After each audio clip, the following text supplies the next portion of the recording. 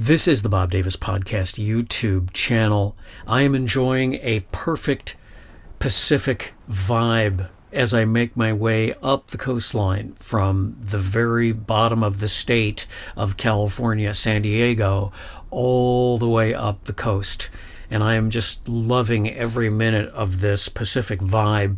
And I'm going to do a little bit of a review of a previous episode, the California mega road trip, because I want to just bring everybody up to date in case they have not seen that video.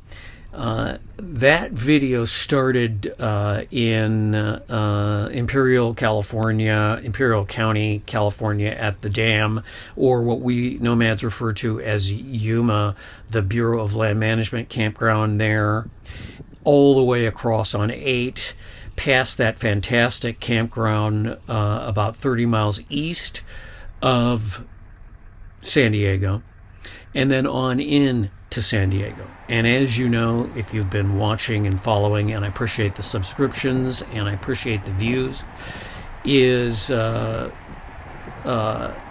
objective, since I've been reading California history and came across this book about Jedediah Smith, who is a cartographer, explorer, and mountain man, very famous, died very young.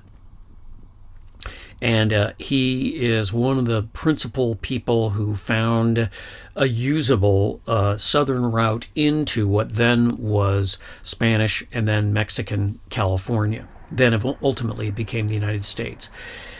So I started down in San Diego because Smith was detained by the Mexican authorities at the time, late 1820s. By then, Mexico had achieved its independence from Spain. But Spain had created this mission system in California, and they built these missions all up the coast, primarily in California. So my trip took me to the Presidio in San Diego, and then up to Los Angeles to go to San Gabriel, which was another location. San Gabriel is the place that Jedediah Smith basically found relief after coming across the Mojave Desert, and probably most of Death Valley, or parts of it, in an effort to find this southern route. I've later learned he came through Walker Pass, the Kern River Valley, finding his way to the mission at San Gabriel. So I wanted to see the mission at San Gabriel. That was featured in that video, as well as some of the other missions and some commentary about the reason for the Spanish mission system, which was to subjugate and to pacify the Indian population, the native population of California, which dates back perhaps 10,000 years. And as I travel up the coast, I've discovered a little bit more history about these natives and what they did. So that was very interesting to me, and that's what the last episode was. So that was just kind of the review of doing that. After I went to San Diego, I came up to LA, stayed at my brother-in-law's house, and then went up to San Gabriel. So the plan that we made was we thought we would do a camping trip. So I said, Mike, if you had your choice, we could do Joshua Tree. We could go up to Lone Pine at Tuttle Creek, which is a really great campsite up there, or we could go to Death Valley. What do you want to do? And I was kind of hoping he would say Joshua Tree, because that put me on a perfect horizontal line almost over to Santa Barbara, which is where I wanted to start my coastal trip. And he said, well, Death Valley. So I said, okay, what I'm going to do is I'm going to go up and get a campsite, because this is one of the busiest months for Death Valley, March, April, because it gets too hot after the end of April. And I thought, well, I'll go up and get a campsite, and then he can join me. So I said, buy some firewood. I bought firewood on the way at one of my favorite places in Coachella. There's a construction supply place near the Loves and the Pilot and the Shelley's, which is a truck stop, which has a great deal of fuel because it's on an Indian reservation where there's a casino.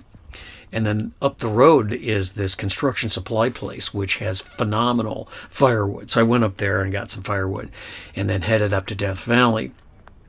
once I got up there, he never showed up because he said he had. He called and said, "Listen, I got too much going on." This is, again, as I've often talked about, the crucible of married life for people who are in their 40s and 50s. And he just said it's going to be just too crazy of a weekend, so we won't be able to do it. So I ended up camping up there by myself, which was fine.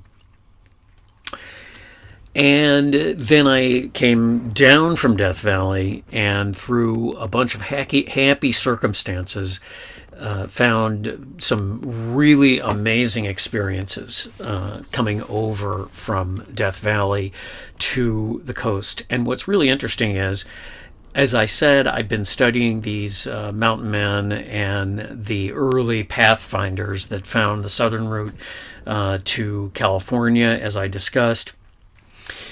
People often ask me, what's it like to be a nomad? What's it like to travel? And, it seems sometimes that it's a hard life. And sometimes it is a hard life. There's good days and bad days.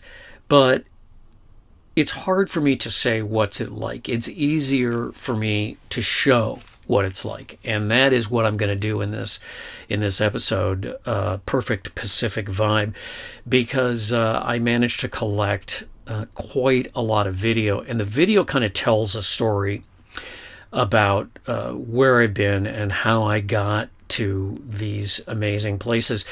Every now and then there's a happy circumstance or a good mistake that you make, and you end up having an experience that is better than what you had planned. And you have to be willing to leave enough space and be open to the potential for having a different experience than you planned. That's one of the things that I would say, that I would use words to explain what it's like. But really, for those of you watching on YouTube, you'll be able to see the experience that I've had. And in terms of pictures, I don't, as a rule, tell people who watch my channel or listen to my podcasts how. Because I don't think the how is as important as the vibe, the feeling that comes from being able to do this, not being on a schedule, let's say, and being able to explore at will and being able to make those happy mistakes. We've all been on vacation and we're on a schedule and the schedule gets messed up and it's very frustrating because you only have a week. Well, I don't have that problem. So we're going to talk about it, and I'm going to show those of you watching, because pictures tell 1,000 stories, right? Pictures, especially the way I'm doing it in other words, I'm not telling you how to do it. I'm showing you what I see. And the thought was, if you can see this world through my eyes, and that's what I'm using the camera for, on the audio podcast, I have to explain it, but in the video, in these episodes, I can show you. And so if you could see it through my eyes, and that's what I've tried to approximate in this particular episode, and working hard to do that most of the time, and having a great time going places and shooting. And because the fact is that when you try to explain travel and all of its layering, it's impossible to use words because words fail. Finally, a few more words on this episode, A Perfect Pacific Vibe, because we're going to go from Death Valley to the northern part of California. And we do that by going west to the coastline from Death Valley through some surprises, some great surprises, and then eventually on over to Route 1, California 1, which is the Pacific Coast Highway, the storied, iconic highway, and it is iconic, and it is storied because it's such a great experience. And I'll give you a little background. As far as the PCH is concerned, I've been up and down it many times, but I haven't been up and down the Pacific Coast Highway in quite a number of years, and so it's all new to me again, and I'm very excited about that. one of the things I realized this year is I actually spend most of my time in the West. I'm going to Wisconsin for the summer, which is what I always do, but I'm spending most of my time either transiting to the western part of the United States. This last summer, I came through South Dakota and Montana, went to the Custer National Battlefield Memorial, and then came straight down to Arizona. Got into Arizona a little earlier, but I spend most of my time in the South and the Southwest. California, especially in the mid 1800s, the mid 19th century, was really synonymous with opportunity. Most of the early pioneers that we've been taught about. Now, if you grew up in the Midwest or the East, you got a smattering of Western history, and it was Lewis and Clark, the pioneers. Maybe a little bit about Mountain Men, but Lewis Clark pioneers and California, the California Gold Rush. Most of the pioneers traveled north on the Oregon Trail because they were going to Oregon, because Oregon was a U.S. territory, was going to be a U.S. territory. Essentially, it wasn't Spain, it wasn't Mexico. So in the 1840s, by then, California was Mexico, and you weren't allowed to go to California. The Mexicans didn't want Americans in California. So it had transitioned from Spanish rule to Mexican rule or control. And then eventually, after the gold rush and around the time of the gold rush, but mostly around the time of the Mexican-American War, California became the United States. And so there is a ton of history. There's different periods of opportunity in California. Obviously, the early period, then the period during the gold rush in 1849, when people just came to California. And then, as the years progressed, first industry, then aerospace, and the 1950s, and Hollywood. And so Hollywood has colored California history a certain way. It also has, obviously a history today, a technology history. But it has always been, unique in that it is a land of opportunity. And California, in many ways, is almost its own country anyway. It's been 3 different countries anyway. So California is an amazing place to me. And I don't have, this negative California's weird and why would you want to go there? It is expensive. I've talked about that in previous episodes. Why would you want to go to California? Because there is no other place like it. It has a vibe. It has incredible vistas, and it doesn't matter whether you're in Death Valley, whether you're in the valley, or whether you're in the mountains, or whether you're along the coast.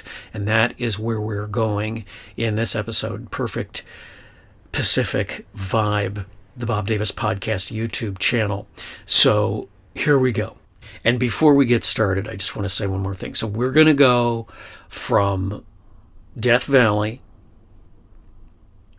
to Santa Barbara, all the way up the coast of California, as far as I choose to go. I'm taking my time because I do not want to get into the Midwest or cross those high mountain passes, even in April, because of the potential for heavy snows. So that's the rough plan. Now let's see how it works out.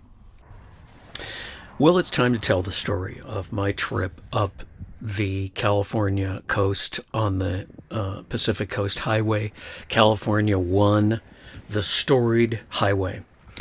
And it starts in Death Valley, of all places. And it starts in Death Valley because that was where my brother-in-law and I were going to do a camp. And he couldn't make it, as I talked about in the prologue. And that didn't bother me. I decided I was going to hang out in Death Valley. And I ended up at Texas Springs. Of course, I got the same site that I had back in December. And then I went down to Stovepipe, and I'll talk about that shortly. But I want to say a couple things about the desert. The 49ers and a lot of the people that came to Death Valley around that time, 1849, considered the desert to be devoid of life. And to a Wisconsin farmer or an Iowa farmer or somebody from Vermont or New Hampshire or Maine or upstate New York, the idea of the desert being a place that was teeming with life just wouldn't make sense to them, because they didn't see how they could till it. They didn't see how they could have cattle graze it. And to them, it seemed like a dead place. Of course, it wasn't. And when you go there in the spring, the best months for touring Death Valley is late February, March, April. By the time you get to May, it starts to get pretty warm, and they start shutting things down at the end of April because it's just not a place that people want to go to for that. But the desert is teeming with life. Whether you're up at Furnace Creek, which is where the 49ers ended up and where Lewis Manley went and left with his friend Rogers to find a way out of the valley. They ended up in San Fernando. We'll talk about that a little bit later on in this episode. They also came through Stovepipe on their way out of the valley. So I was loosely following his route, kind of without even knowing it. And here at Stovepipe, it's a little bit different. It's a little warmer. And it was just a great place to stay for a few days and to see all of this early spring growth, the flowers on the bushes and whatever these trees are. There's two ways out of Death Valley if you're going in this particular direction. One is 190 and the other one is 190, I think, to 178. And you follow 178 out and down. Now, I'm going to tell you, I really don't know how I got in to what is called Walker Pass. That actually is the southern route out of Death Valley to the California coastline, basically. And I really didn't and couldn't tell you how I ended up at Fraser Mountain and the town of Fraser, which I found this old abandoned gas station at, and the town of Fraser is great. Well, let me tell you.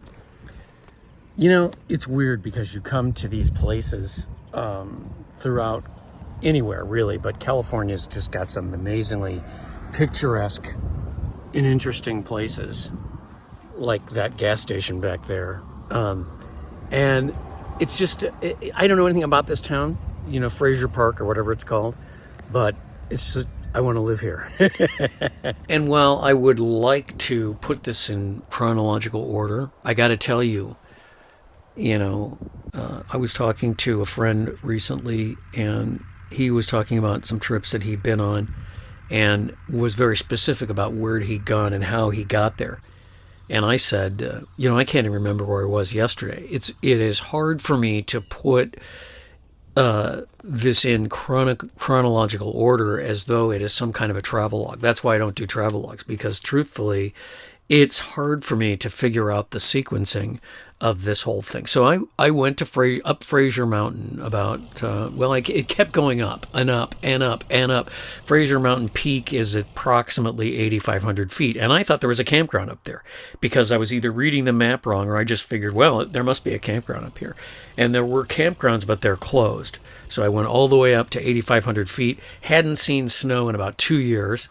So it was great to go up there and see the snow and play in the snow a little bit and see these incredible pines and get these incredible views. Again, this was a happy accident. And I then came down, and this I think is very interesting. I came down, and I was going to go a certain way down to Lake Isabella.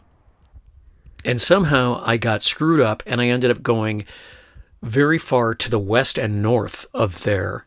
And I came upon this campground that was deserted. And it is a perfect campground.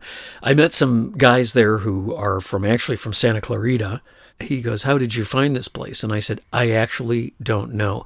I was kind of praying for a place to camp. I was getting pretty tired, and I was on these incredible mountain roads, just incredible.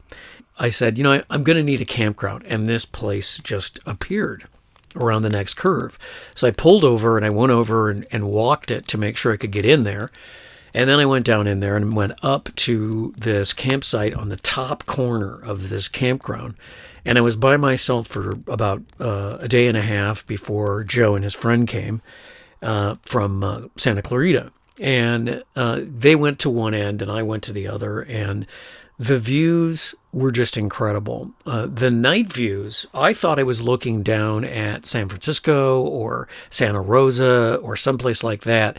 But what I was looking down at was a huge valley of nothing but agriculture. That's what all those lights are, is various plowing and planting going on 24 hours a day down there in that valley, which later I realized when I came down from this vista and ended up on Route 33. Here again, I can't even tell you how I ended up on Route 33. I just came down off the vista and rolled on this beautiful 2-lane highway up and down these mountains, all these switchbacks.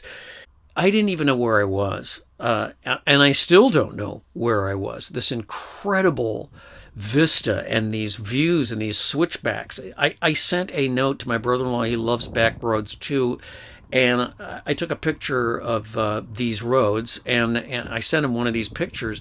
I said, if you're looking for a highway that's just an incredible experience, this is it, Route 33, wherever I was. I don't even know how, I wouldn't even know how to tell you how to get there again. Again, it felt like it was just literally opened up out of the universe just for me. It's so weird.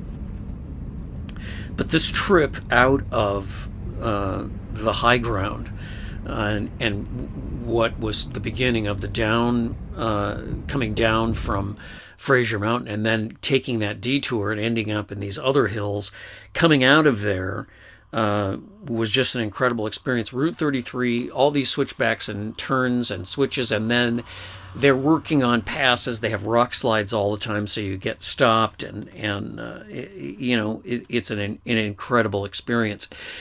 So where I ended up coming down was not where I intended to come down. I intended to come down at Santa Barbara. I ended up coming down in just around, I guess north of, I'm not sure, but north of San Luis Obispo. So I came down at Ventura. And I thought I had made it to the beach, and this was just the beginning of one incredible beach after another in this effort. Again, happy accidents. Ventura County and all of these places. One of the things I discovered in doing this is that the counties often have campgrounds which are cheaper than California state parks, which can get really expensive. And here I am at this little Ventura County beach camp, which provided just incredible views and vistas, again, of the ocean. And it was a very, this is what I mean by perfect Pacific vibe. It just has this feel. Everything, the light, the palm trees, the guys, working on their, doing their surfboards, waxing their surfboards, or the little coffee shops. This is just where I finally said, I'm going to call this episode Perfect Pacific Vibe, because it just had that feel. Again, another happy accident. I never intended to come here, but again, it just felt so great to hang out and be here for just one night. I didn't feel that I could. I think it was.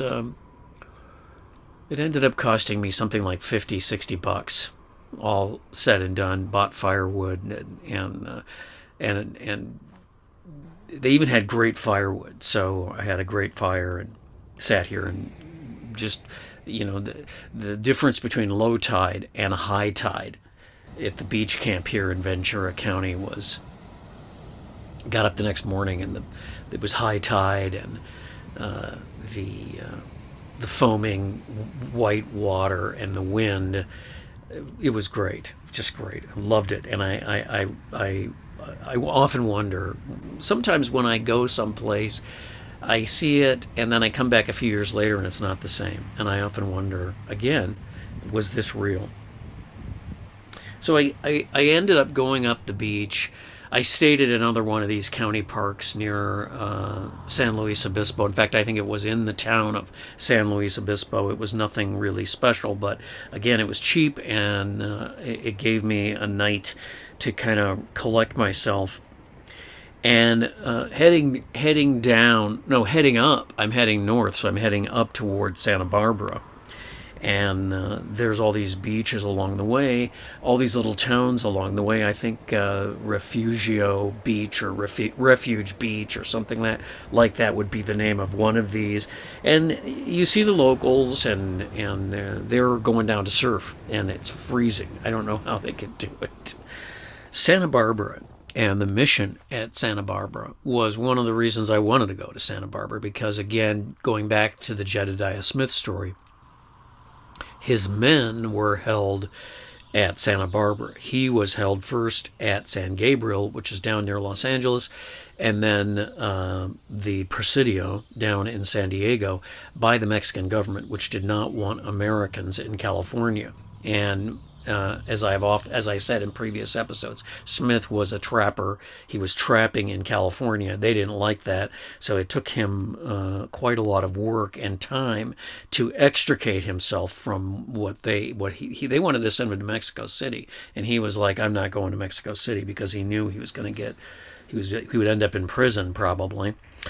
So when he got out of the Presidio, he got on a ship and came up to Santa Barbara, the port at Santa Barbara, which I've shown in the intro to this video, this episode.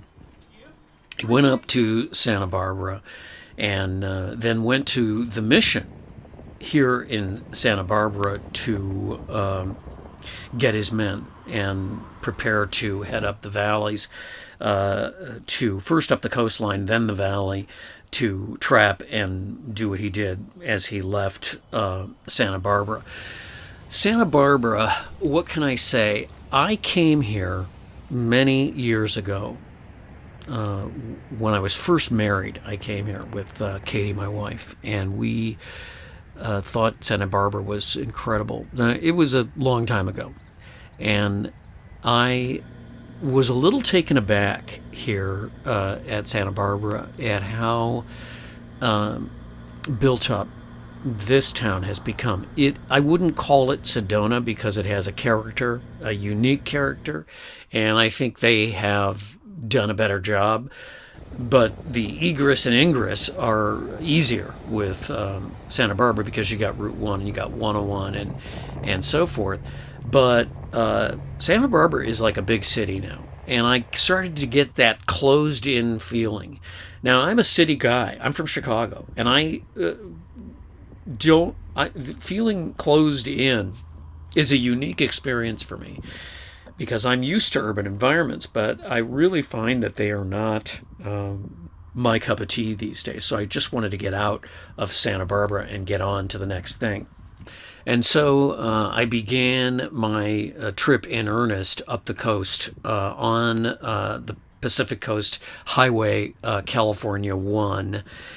And I want to say a couple things. You know, I've done a number of podcasts and in videos talked about the perfect beach, the perfect beach town. At one point in my travels, I decided that my mission was going to be to find the perfect beach town. And I found a place in Texas, Port Islandia, that I thought was great. And I found a place in South Carolina, I can't remember the name of it and wouldn't tell you the name of it. But the fact is that most of these beautiful beach towns are in California and right along this highway. I suppose if you'd come here in the 1950s or the 1940s, they would be more accessible.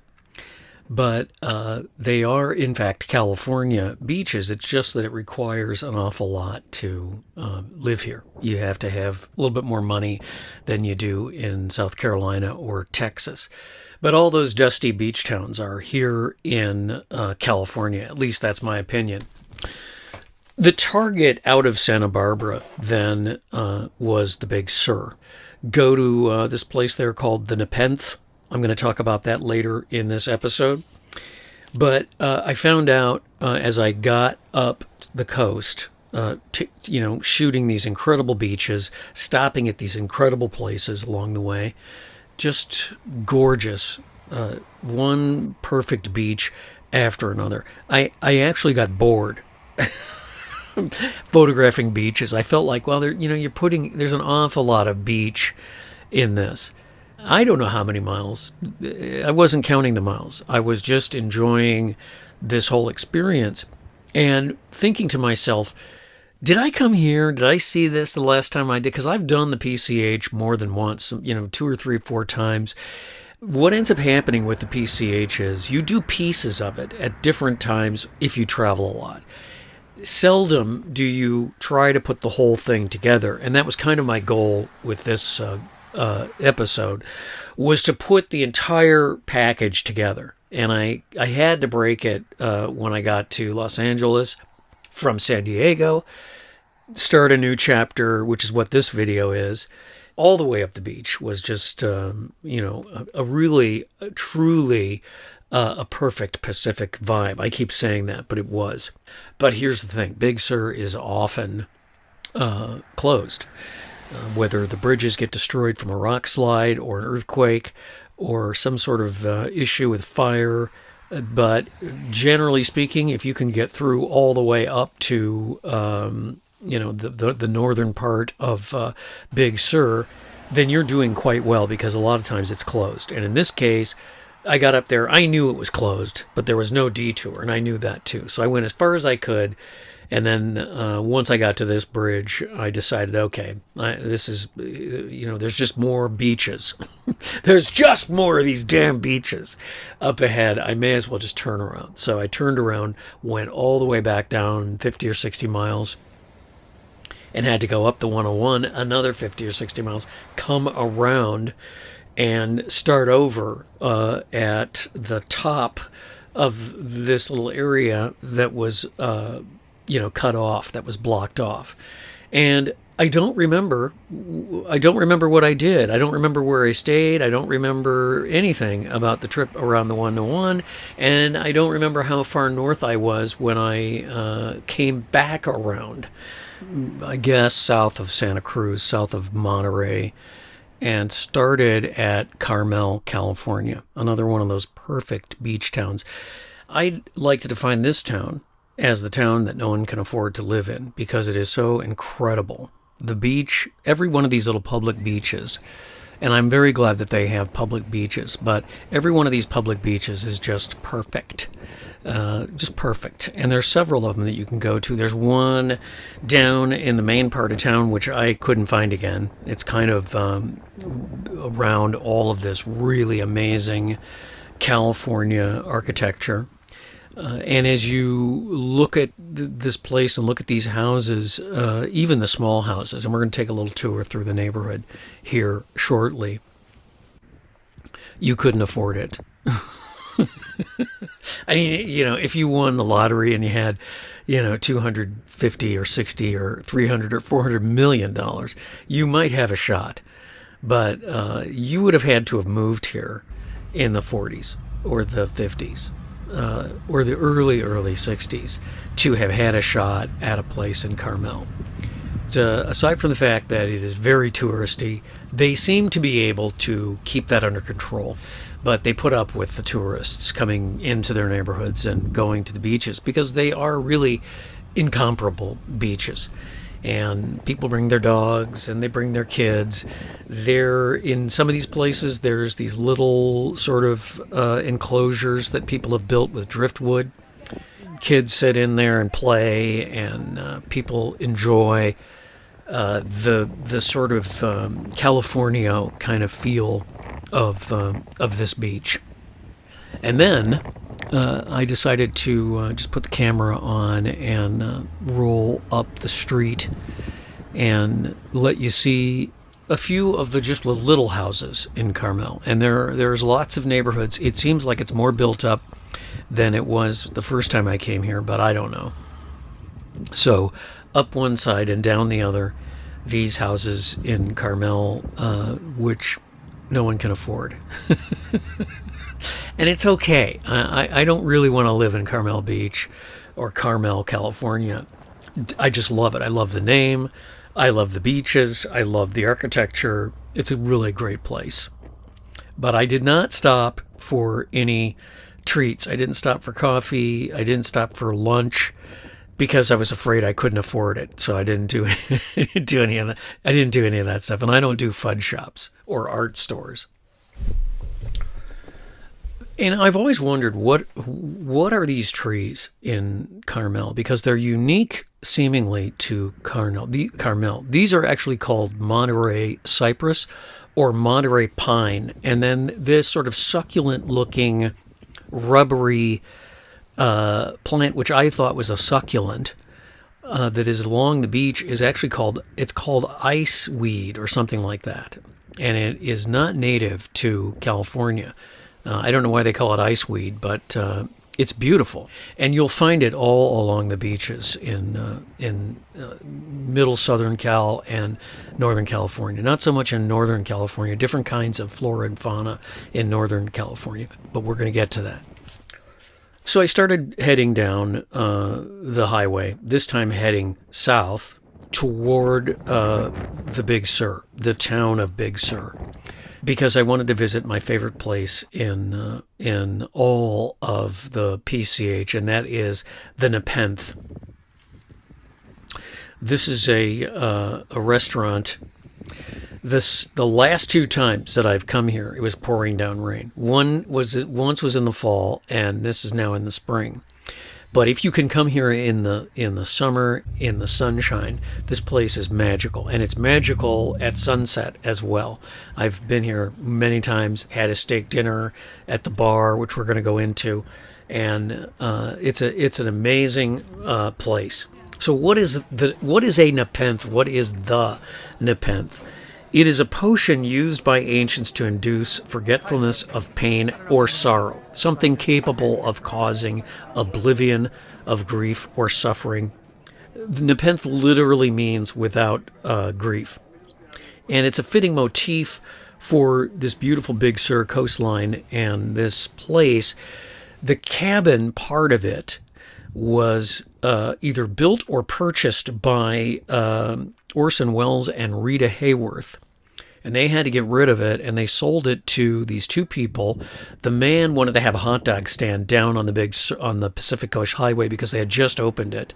The woman said, no, we're going to have a restaurant, and she hired an architect, and they built this place, which ended up being, if you read about it, it ended up being a meeting place, a place to hang out for most of the movers and shakers in Hollywood through the 50s and early 60s. And in mid-60s, when the hippie thing kind of started, this place was really the center of it. The so-called Esalen Institute isn't too far from here, and Henry Miller lived here, and it was quite a literary and kind of early hippie community back in the day. Big Sur, or El Sur Grande, means the Big South, and this means south of Monterey. We are still south of San Francisco. We're still south of Monterey as we look down this line of mountains which form what is called the Big Sur. So on the Monterey coast, Monterey County, you can't photograph the majesty. You just can't get it. It doesn't come through. It doesn't matter how much you adjust. It doesn't matter how much you process the picture. Video is kind of okay, but at a certain point with some of the vistas along the PCH in California, and I'm sure that's true with the Grand Canyon and other things like this, you just can't capture the full effect that it has on you. And at some point, you remember to admonish yourself to put the damn camera down and just look at it.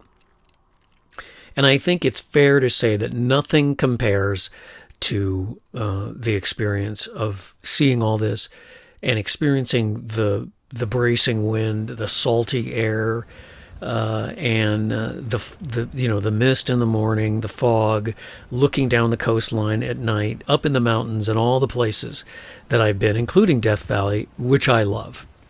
So now it's time to turn around, head back up the coast, past Carmel, past Monterey, and this is where we start to get into these fabulous beach towns, with the exception of Santa Cruz, which is also a cool town, and it is a beach town, but it's a little bit larger than I'm thinking when I talk about all these great beach towns. Half Moon Bay, for example, San Mateo, and then on up into San Francisco, cross the Golden Gate Bridge into the John Muir National Forest, Point Reyes, all the way up the coast. And this is where the coastline gets so crazy you can't get it on tape.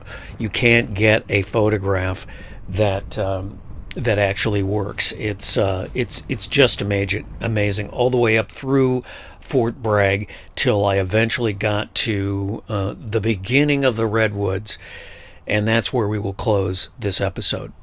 It seems appropriate to close this episode up here in the cool green forests of Northern California, up by the Redwoods. There are a few redwood trees here where I am currently. California 1, the PCH, ends south of Eureka, actually probably closer to the truth, south of Garberville, just over the Humboldt County line. If you want to go further north, then you're going to end up in Oregon, on the coast of Oregon, which is also spectacular. And you can pick up one again after this little stretch of the 101.